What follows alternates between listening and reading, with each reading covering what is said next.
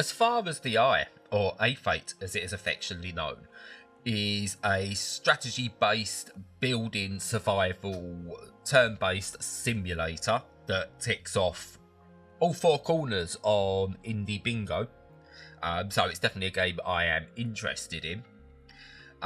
Where you take a range of characters and you get them to essentially the Eye, which is the promised land in all but name. It's your ultimate goal, and each character that you take on, they have their own personalities, their own set of skills, and their own stories.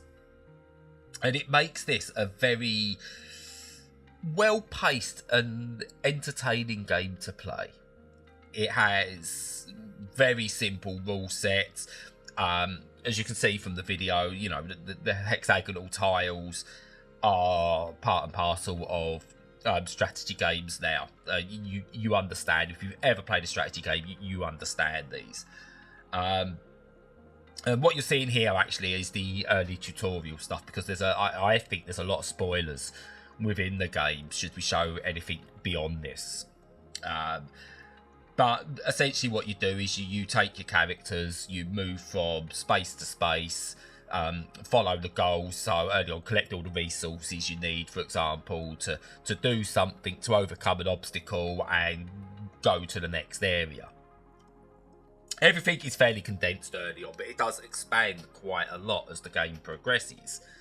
And basically, you get a limited number of turns per section, we'll call it. Get a limited number of turns before the flood starts, and you will die, essentially. And for example, each move to a new hexagon takes 1 move point. Some hexagons will have obstacles on them, which may take extra move points, to take extra turns to do. Each characters have different set amounts of move points as well, so you really have to think strategically with this. And then when you gather resources, that's all done based on move points as well. So it might take 6 move points to gather some rock, for example, or get some wood from the forest. So you need to pass 3 turns to gather that wood. And then, but as you progress, there's ways of making it so it's all more efficient. So do you spend the time early making it more efficient to improve gathering later on? Or do you just risk just taking your time now to move on with what you can get? And with this, you take resources with you from point to point as well. And if you imagine, I suppose it's the Resident Evil way, where you have a grid and you can put things within that grid, and that constitutes what space you have to take your resources with you. So you have to think about what you take. Is it worth it? So you kind of plan ahead to do that, and it makes for a very, very interesting time. So within the game, you will get some, I would say, some very sort of like set-based events, but there's also a load of random events that happen with it. And all in all, it actually makes for a very, very fun experience. It looks lovely. It's a really almost a pastel art graphic style to it that just really, really, really works.